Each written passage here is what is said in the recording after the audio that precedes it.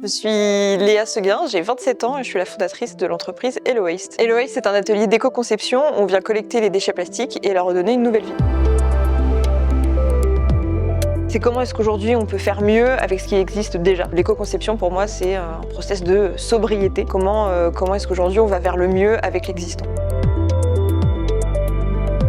C'est principalement né d'une prise de conscience à une période où je consommais énormément de plastique et où j'ai regardé sur internet comment on pouvait recycler ces déchets. Et j'ai découvert un concept qui vient des Pays-Bas, qui est un concept libre de droit, où en fait c'est des idées, des plans qui sont mis en ligne pour démocratiser les unités de recyclage dans les pays en développement. Je me suis interrogée comment est-ce qu'on pourrait le mettre en place en France pour les déchets des entreprises. Je suis briochine et fière de l'être. En revenant m'installer sur Saint-Brieuc pour monter l'entreprise, j'ai aussi pris conscience que c'était un terrain de jeu entrepreneurial parce qu'il y a un peu tout à faire et tout à construire. Et aujourd'hui, je suis installée sur le port du Léguier à Saint-Brieuc parce qu'il y a plein de synergies, on est plein d'artisans à être implantés ici. C'est toujours très chouette de faire converger tous ces petits talents, quoi. Quand on s'installait ici, on était vraiment les seuls à faire ça et c'est toujours le cas en tout cas sur le département des Côtes-d'Armor.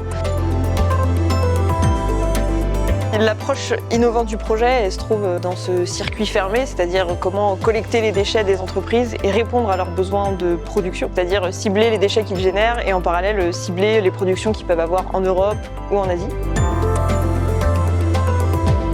C'est une approche différente de l'industriel parce que nous on est sur un marché de la petite et moyenne série. Aujourd'hui c'est toujours un métier plutôt artisanal qui va évoluer vers le semi-artisanal ou semi-industriel mais qui n'a pas après pour volonté de devenir industriel mais justement d'être complémentaire face aux industries déjà existantes.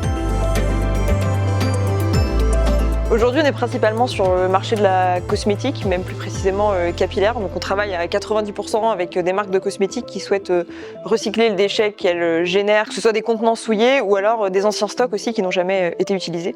À titre d'exemple, j'ai ici une marque, Kevin Murphy, qui est un client avec qui on travaille depuis maintenant 3 ans. Et on met en place des points de collecte dans les salons partenaires français. Donc il y a un peu plus de 80 salons partenaires français. Et à partir des déchets, en fait, on vient fabriquer un peigne. Et ces accessoires-là, ensuite, sont revendus ou offerts en salon de coiffure. L'alimentaire directement, c'est un domaine qu'on ne peut pas toucher parce que voilà, il y a beaucoup de contraintes quand ça touche à la bouche directement. Pour les restaurants, j'avais déjà pensé à des poignées de tireuses de bière, des sous-bocs, des manches de couverts, manches de couteaux, manches de fourchettes, etc.